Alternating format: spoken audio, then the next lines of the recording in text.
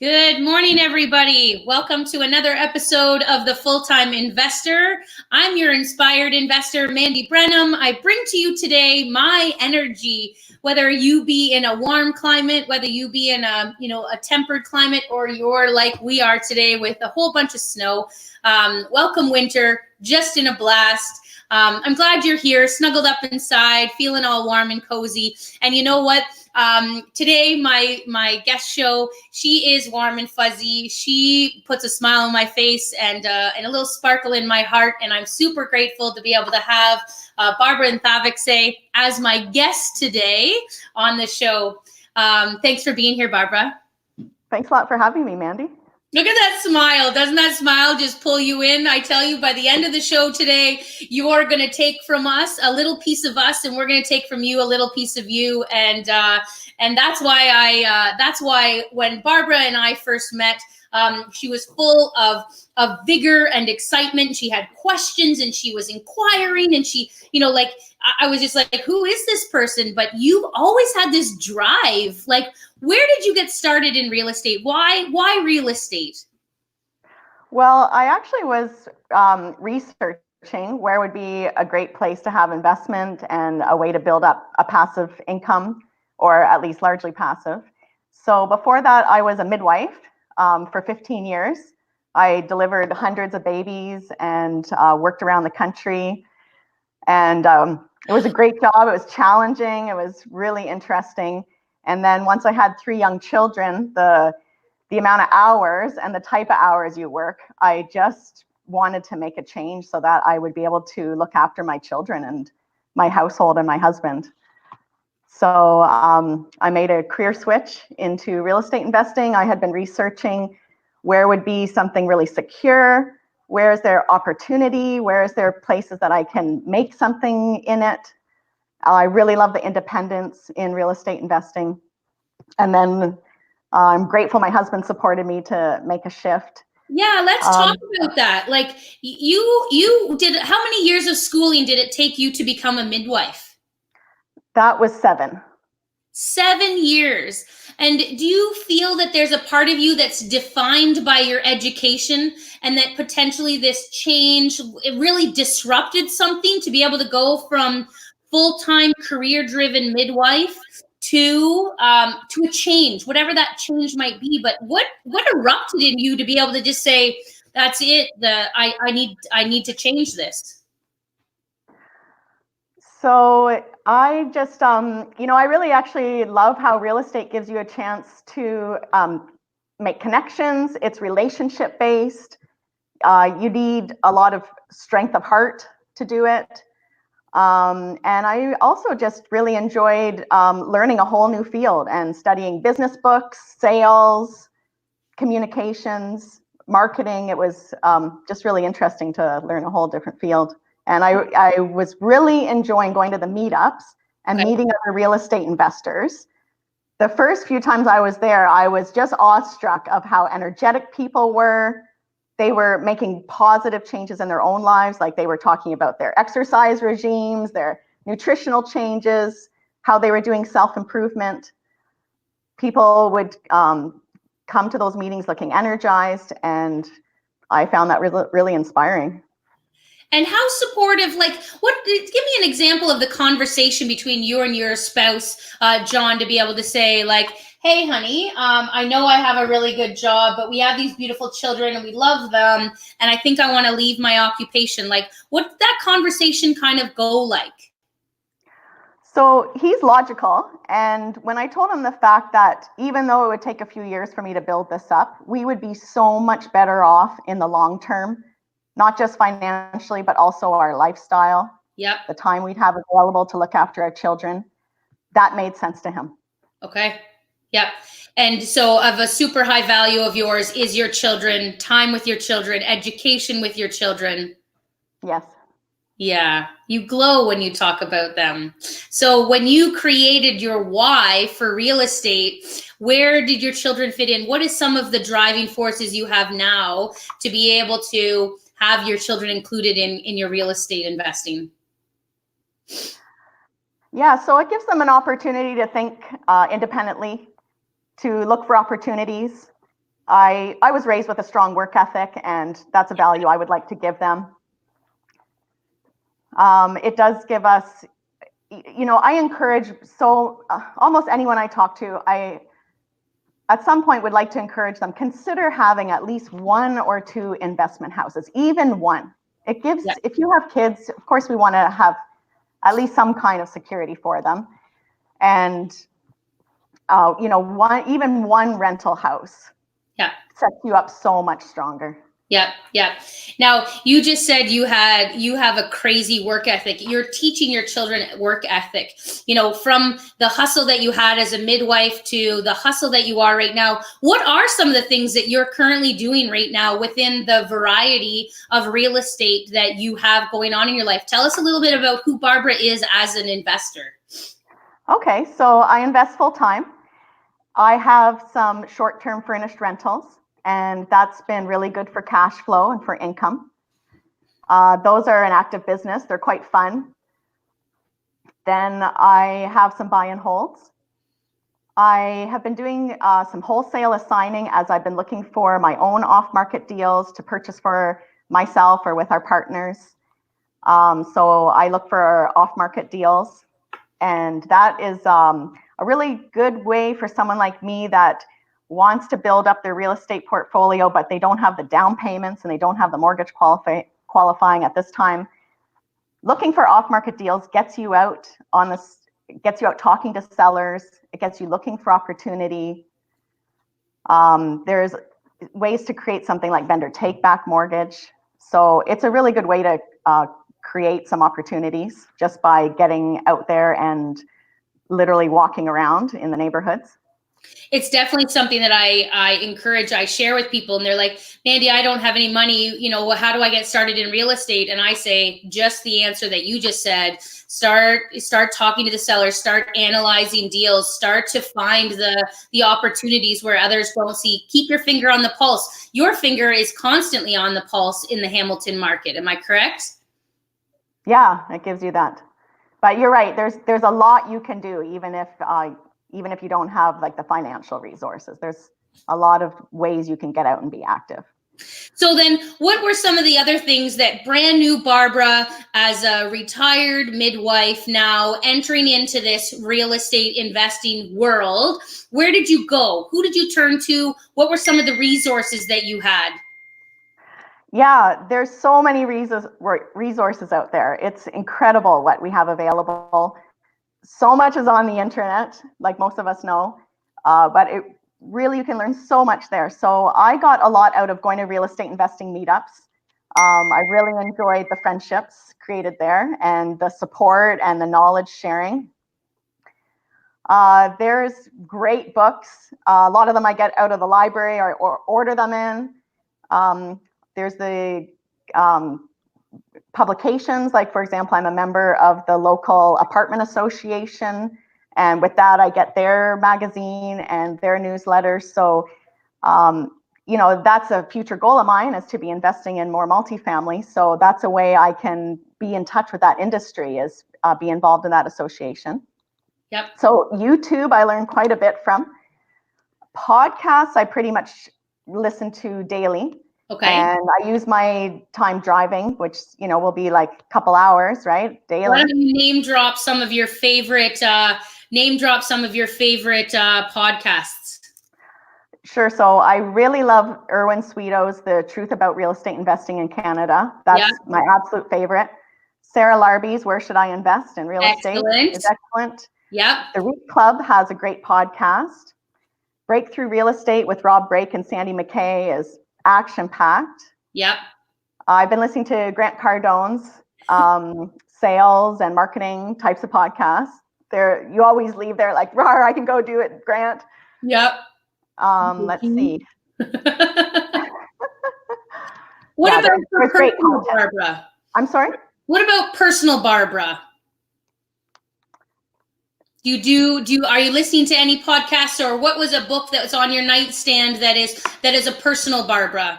Or is it all real estate? Because that's cool too, if you're just like filling your head with total real estate investing information. So I really love ancient spiritual wisdom. Okay. For example, Rumi. If anyone hasn't read Rumi poetry, you've got to experience that once. Okay. Okay. I'm a health nut. Yeah. So I've always loved learning about nutrition and health. So that's another side interest. Yeah. Yeah. Well, that kind of goes right along with who you were as you got into this. So you know, I'm taking the viewers today to be able to say, from like, you're a professional. There are people out there that are accountants. There are people out there who are, I'm trying to think of who another full-time investor, and they're now a full-time investor, and they made the transition, right? I was administration at the hospital, just to be able to say, you know what, I'd had enough, I'm ready to be able to. And so here's Barbara, you've acknowledged, you and your husband had this great conversation, and you start the journey of taking in information at meetups and reading books and stuff. What drives you to continue today? What is some of the continued learning that you're still on? Well, I really love learning about leadership. So the other thing that we've been doing this last year, Mandy and I, is we've been joint venturing, and we did duplex conversions of taking a single family house and making it into a legal duplex, and then renting it out and refinancing it and holding it. So that was really interesting for me to learn about how to manage the trades, how to keep that effective and cost effective and quality. So there was a lot of leadership learning in there. Absolutely. Yeah, for sure. And you probably had it in different forms, but had never really put it into the real estate, industry. Would you say that you kind of found a lot of skills that you had were just transferable into the real estate industry? Well, there is, because the basis of communication will be the same. You need listening, you need to put yourself in the other person's shoes, you need to hear what they're needing in that situation. That stuff will all work. But you know, healthcare is service, and in real estate there is more of a leadership and a creation element in there. Yeah, absolutely, for sure. So where are some of the places that people could find you right now? Like what are the groups that you go to, and how have you continued to be able to network with higher like-minded individuals? Okay, so I love your mentorship group, Mandy, and that's been life-changing to be able to meet with your leadership and with a peer group. I love that sort of inspiration, and there's an accountability there, which is really important when people are self-employed. Yeah. So that's always really important to set up, is the accountability and the follow-through. Yeah. So that things actually do happen. I am a member of the REIT Club is in Burlington, and I'm a volunteer there. Okay. So that's a great place. It's packed full of go-getters. There's a real range of people there. It's a great opportunity to learn from others and support each other. So the energy I find really high there. Excellent. And I'm going to be speaking at a meetup in Mississauga on November 20th. So maybe I can put the link for that here in the maybe Facebook comments. So that's November 20th, and it's at 7 to 9 p.m. And it's about key strategies, finding and getting deals, with my realtor friend and investor, Daniel Chin. I'll be speaking about joint ventures. And then Lori is going to be speaking from a mortgage broker knowledge. Yeah, so you're like a student that's transferred over into sharing, and you know, you can only take so much learning until you just obviously give it back out, don't you? You do, and you have to give back, because people are I find entrepreneurs really generous and supportive, so that's a way to give back. You know, let's touch on some of the issues. I want to say issues. So there's a lot of investors that would say, I've never done that before, so that's why I'm not going to do it. How did you get over a few of those situations where you're like, the fear could have paralyzed you and said, no, there's too many unknowns, I'm not taking another step forward.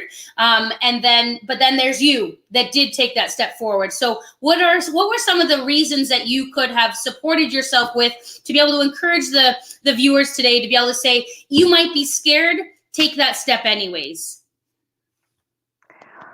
Well, one would be to be really objective and unemotional, to have a second set of eyes on your analysis, have a conservative analysis.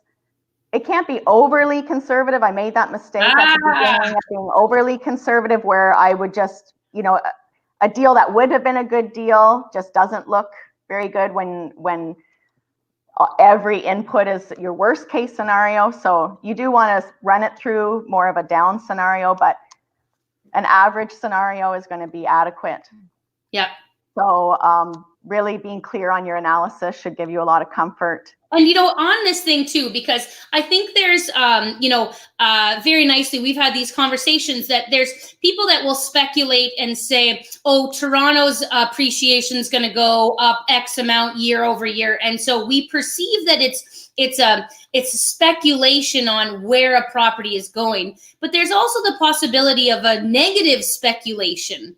And where would be an area that we've kind of had some discussions to be able to say, you could look at it in one way, or you could look at it in another way that may have changed the outcome of the ROI on that property? Oh, let's see. Vacancy rates. Yep, vacancy rates. Where do you get your vacancy rates from? Well, so I've been using your formula, which is to go with CMHC. Yep. Previously, I was using Don Campbell's suggestion, which is 8%. So that's one whole month every year, which most of the time that's going to end up going into your extra funds. Yep. You likely won't be using 1 month vacant every year, but it does say cover you if you have a problem tenant. But those will happen, but they don't happen that often, especially if you're doing as best as you can managing it actively. Yep. Yeah. What about interest rates? How do we, what are some ways that somebody can look at an interest rate, and what is a good interest rate to put into a calculation for a return right now? So when I'm looking at it on my own, I usually use 5%, and that really affects how your numbers turn out. I know we've been using 3.3 right now because that is about current rates. Yep. Yeah. It will change in the future, as well as rents increase in the future. Yeah. So I think you can be logical and clear-headed about which numbers you're going to pick.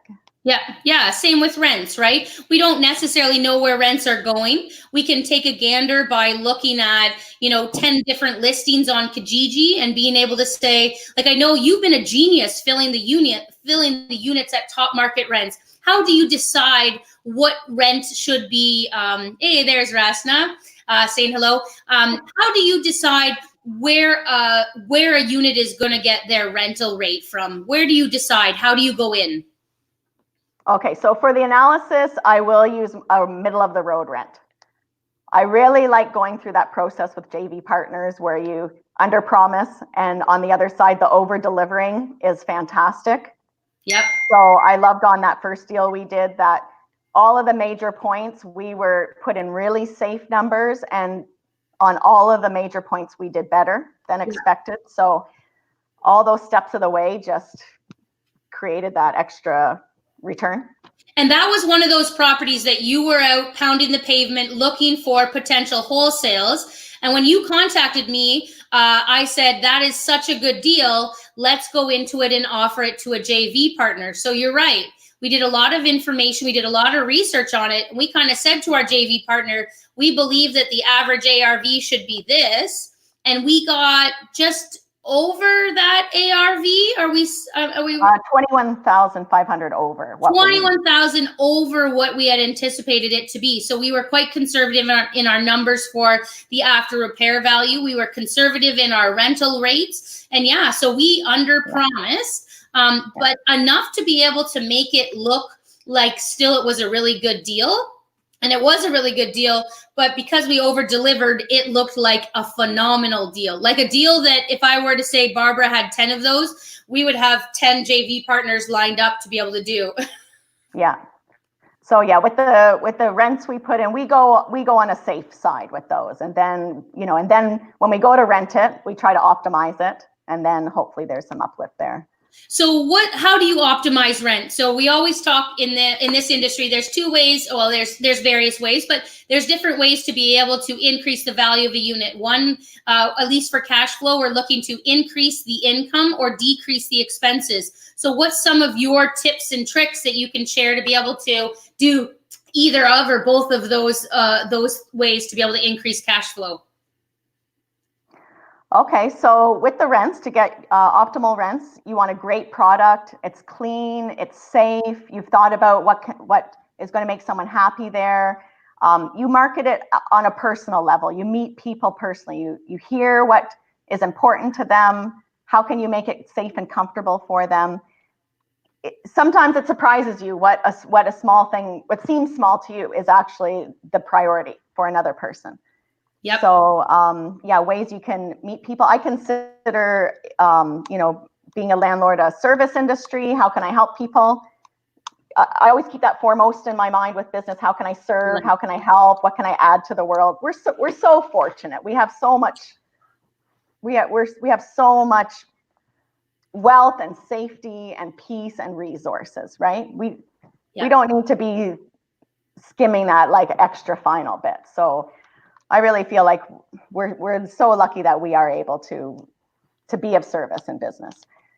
That's beautiful. I love that right there is perspective, because again, in this industry, you'll hear people talk about numbers and, the highest ROIs. And trust me, I know that's a great thing for us to keep in mind. And yes, we're attracting joint venture partners and we need to know the numbers inside and out. But what you remind me of, and I know in our calls every week, is the human component of real estate investing. And you just nailed it to a T. To be able to say that everybody that rents our units are humans, our families, our people, are phenomenal people within our community. Everybody adds value in their own way, and I thank you for sharing that reminder right now. This is not just a numbers game; it's a numbers game and a human game and a service game. And thank you for being that service in the communities that you serve. Thanks, Mandy. Yeah. Yeah. Oh, look at that. Larry shared the event that you're going to be at right there. Yeah, that'd be great if anyone would like to come out. So what's another way that you increase income or touch on some of the genius things that you've done in our properties to continue the income to go up? So what other services can you offer to the tenant? We've offered boat parking. We've offered some storage in half of the shed, where the other half has our old appliances that hopefully will be in the next project. We've created extra parking for income, and that actually was a really needed service. We're 3 blocks from a big college, Mohawk College, and people were desperately needing parking. So that's a really nice service for people. And then, so decreasing expenses. So there's always going to be like, what can you do with utilities? And with reno costs, you have to be really careful with those. They climb really fast. So, you have to be a negotiator, and you have to reframe how we negotiate. So, our culture, is not really a negotiating culture, especially compared to most other places in the world. Okay. One of the courses I took that changed my life was Stefan Arnio's course. Okay. He has one coming up, actually, I think in a week or two in Winnipeg, about capital raising. And he has a great negotiating book. Another great negotiating book I love is Never Split the Difference. Okay. So with all of your vendors, you have to really be watching the prices careful and making sure you're getting fair value in there.